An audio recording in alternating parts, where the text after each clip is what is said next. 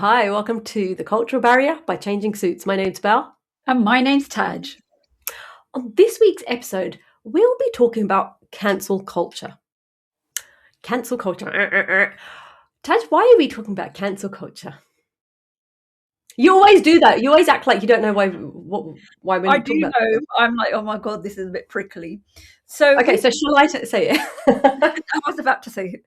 So we put out a podcast, and basically on our Instagram, we were promoting our podcast, and there's snippets that I've taken out of conversations. In context, it makes sense, but getting snippets out of a conversation is a different story. So this particular one, Plus, it's marketing. I mean, you're going to be getting out certain bits, so it's like, ooh, why are they saying that? Let's go and see the podcast. Okay, sorry. So basically, it was saying our feelings about how we approach certain things in our life, and we got a bit of backlash from this. More specifically, you got a bit of backlash. It's not a we situation. No, if you're going to fall, let the person fall by themselves. Joke. Yeah. So basically, then we had a whole discussion about how we deal with things and basically how we express our emotions. And sometimes it's not the normal way of doing it. For example, if, I don't know, I was going to be morbid and say someone dies, you don't laugh about it. But I remember at a couple of funerals, we've talked about the good times, and we've had a laugh about the good things have happened in that person's life. Now, if we were to snip it out the conversation, it would be like, funeral, we laugh at it. Now, in context, that is not what it is. What we're saying is the way we deal with it is think about the fun times we had with the person, rather than more like, you should mourn the person, that's part of the process, but it's not all doom and gloom, because it's a way to deal with things. And we do that quite a lot with a lot of the topics that we've gone through in our lives, because we have had such a hard life, if we actually think about it, as in emotionally hard life, and things that we've been through and the challenges that we've been through. What do you think? Okay, so even that you're smiling at, you're like, yeah, hard life, believe me, I know, because I've had to deal with it. I mean, in regards to that post, it was one where we speak about divorce, right? And then I had said something like, divorce before divorce was fashionable, right? Now that's going to get snippeted out because it's for marketing, and then I'll get some more people saying, like, what are you talking about, fashionable? I mean, I think someone did in the comments say it was a flippant comment, but it did make me think. In that clip, I spoke about the fact that it was a traumatic experience. And the reason it kind of pissed me off that some of the comments were a bit rude. I mean, one person literally said it was rubbish. Then I said, okay, cool, listen to the full one and you'll get it. And then she turned her profile off, right? And then carried on. And it's like, hold on, I get it. You know, keyboard warriors, I get it. But it's your opinion. I'm not having a go at you for your opinion. You thought it was rubbish. Fair enough. But hear the whole thing before you then judge. And I felt like that was a thing that we tend to do. A lot of people tend to do. You get that little bit. You haven't heard the bit where I've said it was a traumatic experience. And in that clip, it said, you said like the whole thing was said, but that emotional bit wasn't picked up. It was about that old fashionable thing. So it's the other part you want to hear, isn't it? It's about what they want to hear. But the other part is, I'm talking about my lived experience. How I then deal with my lived experience is no one else's business. And how I portray the way I feel about something is no one else's business either. That clip is to raise, like most of the podcast, is to raise debate, right? And if we're that quick in saying, you're right, people, look, there's people that I don't agree with, that's fine. But if we cut off a conversation, right, and we don't want to debate it, isn't that what causes stigma within the community? And topics become taboo because then you've just put your opinion and nothing else matters, right? I don't have a problem with talking about it. And the whole cancel culture, I've spoken to my friends about it. And it was from that comment of, oh, what's your opinion? Because, I like hearing people's opinions. Not too much. If I don't agree, then it's like, I'll shut them down, Jake. But the whole thing was, and then it came to certain topics that in society, that I'm not even going to mention some of the topics that I don't agree with, because it would be politically incorrect for me to do it. And because socially, you're not allowed to give your opinions. And that I've got an issue with. People giving their opinions, it's their opinions. What they then do with that opinion, if I was then to go and attack someone because I didn't agree with something that they did or said, or then it's like, hold on, that's where the mistake is. But debating it shouldn't be a problem. That was my thought behind it. Like, what is up with the cancel culture? Why are we trying to shut down debate? So maybe again, it's about what's put out in the public arena. It should be all nice and furry, but life isn't like that. We need to be realistic, and that there are, and especially now, we keep going back to politics, but just generally the whole environment of what's going on in the world. It is a prickly world, and we need to be open to have those conversations. We can't just shut it down. And to be honest, it builds up skills as well in ourselves, listening, and then, like you said, debating as well. And then if you don't agree, then try not persuading, but letting the other person see the other side of the conversation, and maybe they will come down to the way that you are thinking, and then maybe change down to up to. No, joking. perception. Then their perception might change if you have that conversation with them. But if you're going to just shut it down and say that's rubbish, this, that, and the other, and also you're going to turn your profile off, there's obviously a reason why you're turning your profile off to make those comments, because you should be open to say whatever you want to. Why are you turning? To be fair, I appreciated some of the comments. I've just said, someone said it was a flippant comment. I was like, actually, you're right. It was a flippant comment. And I wasn't against any of those people that have given their opinion. Fair enough. And it made me think. But it also made me think of, do we have a right to... Look, I agree. A lot of the comments that I say are quite flippant. I'm going to use the word because I think it does.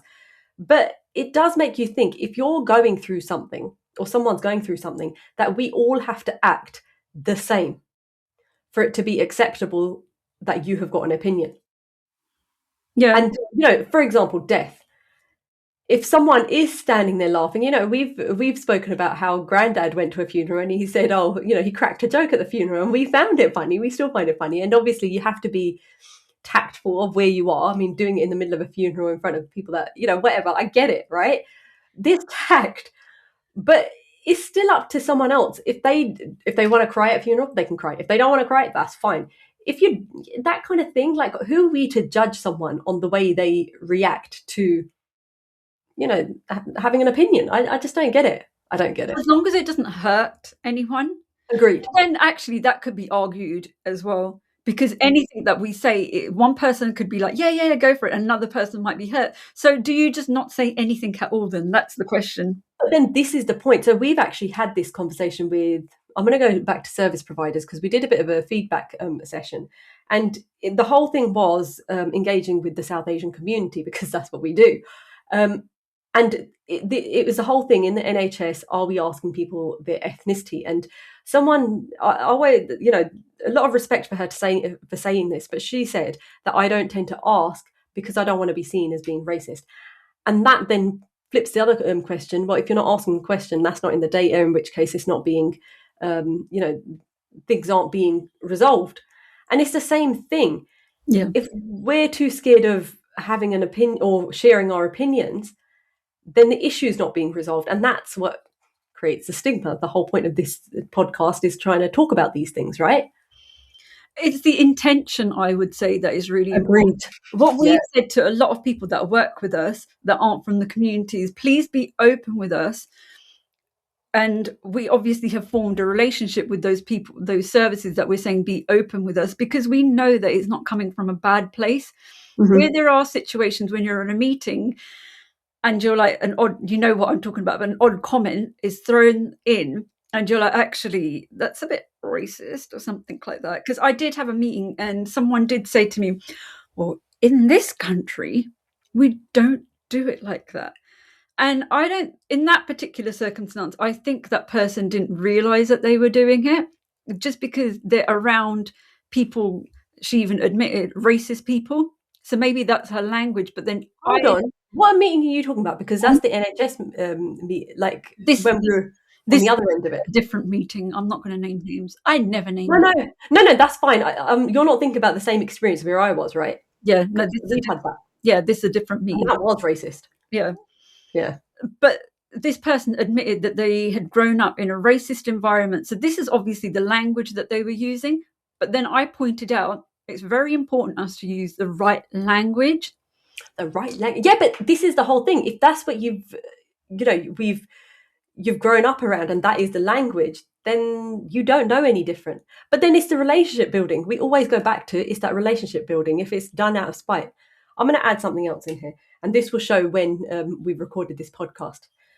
So the BAFTAs just happened yesterday, so you're going to know what day we're recording and what day this is released, right? And there was an incident. Now I haven't seen the incident, but basically, have you seen this? Mm-mm. No? Okay. So it's been on the news and I've seen it in a few places already where basically the people about to give out the award were two black actors, and someone with Tourette's syndrome had made a racial slur. Oh, Yeah. I mean, it'd be interesting to see, and at this point, we don't know how it's going to now pan out for BAFTA. Now, I just read something, and I don't know if it's true because it was in one of those magazines that maybe it won't be as reputable, the Daily Mail stories that you tend to read, right? But basically, the actors that were on the stage said, it was it's the intent, like you said. What was the intent? Was the intent to be racist? However, look, the person has got Tourette's, so the they can't intent, help saying, they can't help it. But with the fact that that word is in circulation, are you around more people that are saying it? In which case, that's why it came out. I don't know. I don't know the history of well, thingy. that's a hard one. That is a hard one. That's why when I read it, I was like, whoa, that is tough. Because which way do you go? Like you get it from both sides. So what do you do with it? But it's the intent. Like I don't know. But if Right? that was someone that didn't have Tourette's and wasn't going through it and said it, then that's a different story. Then it's cut and dry. It was racist. I don't know what the comment is. I'm going to go and Google it in a bit. Yeah. But then if it's a medical condition, then I don't know, because What do you do with that? medically, I don't know medically. Like, Yeah. there might not be enough even research behind that to know. But then there was something about football. I don't know who this football is. I was just watching the news as I was having lunch, by the way. That's why I'm like, oh, something else come up. But basically, a player in one of the football teams, I don't know which player and I don't know which football team, which is not helpful. He may have missed a goal. I obviously wasn't listening too much into the story, but when he got back, he missed the goal or something happened.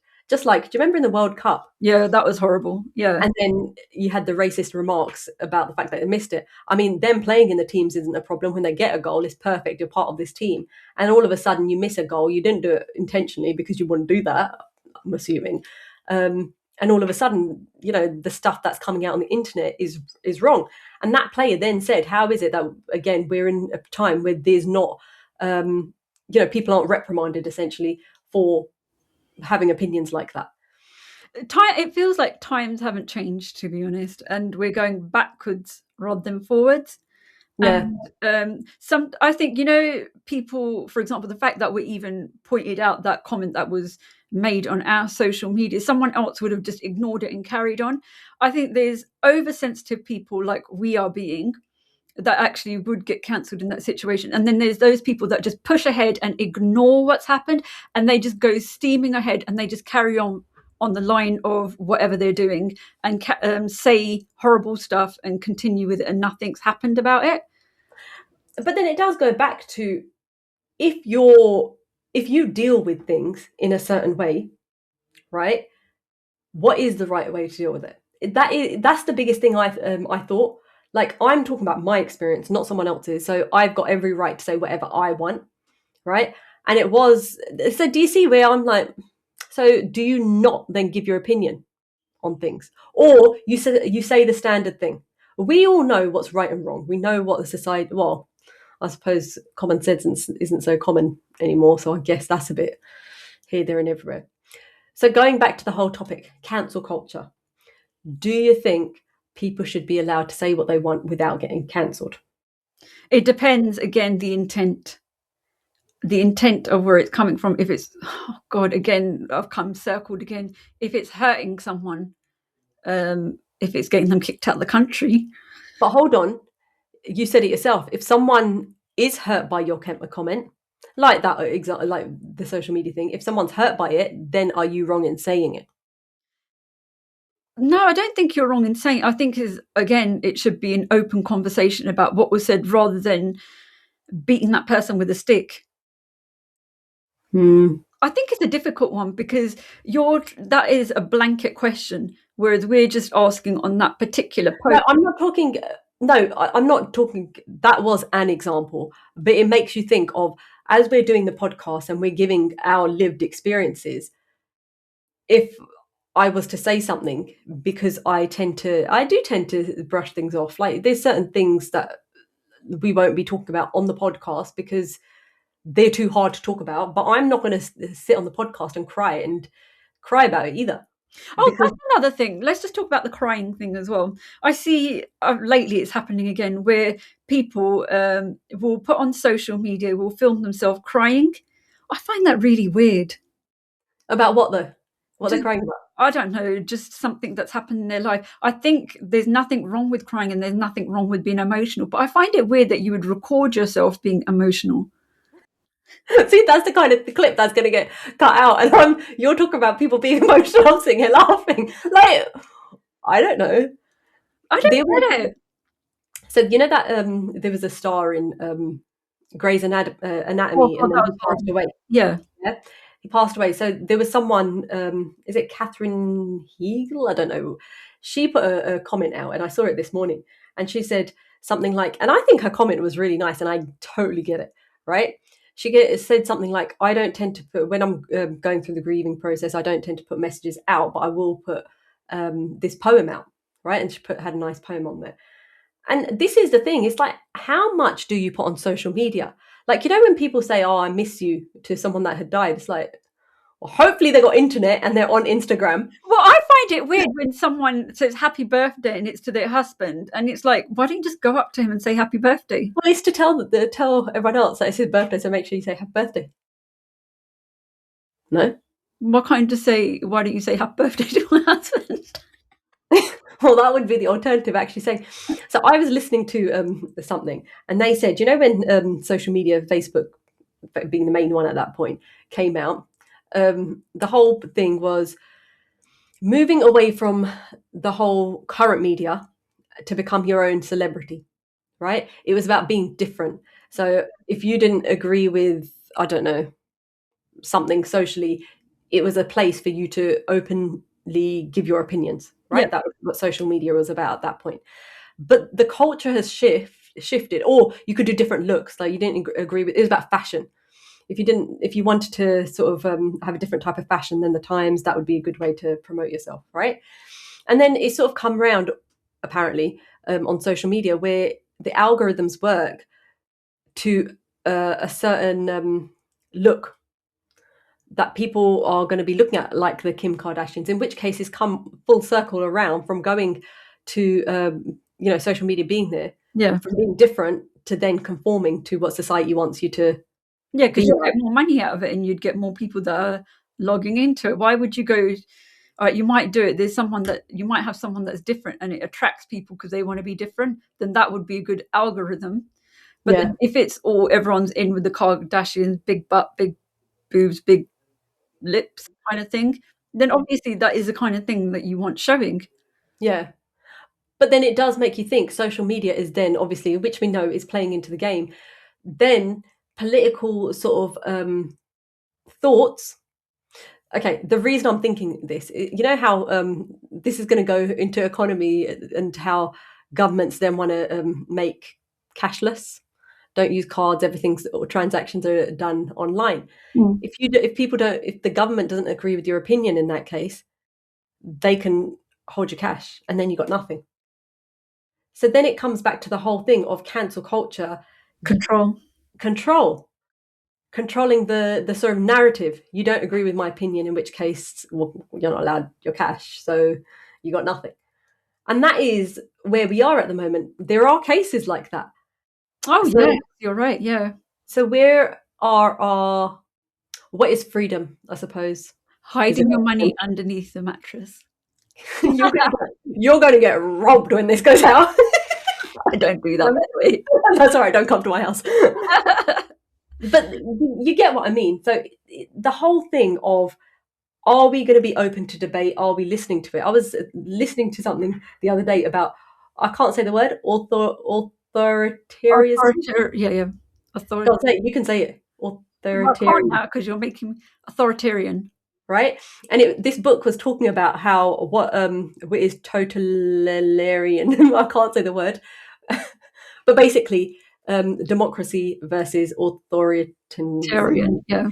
And what true democracy is, even if it looks like a democracy, it doesn't mean that it is a democracy, that kind of thing. Yeah. And that's where this comes into. If everyone, I know this sounds like a big, it goes from a social media post, and now I was listening to all this stuff, and now it's starting to link, is how free are we as a society? We're not, to be honest, are we? Because everything is judged, in our community. For example, you don't take certain steps because you don't want to be judged.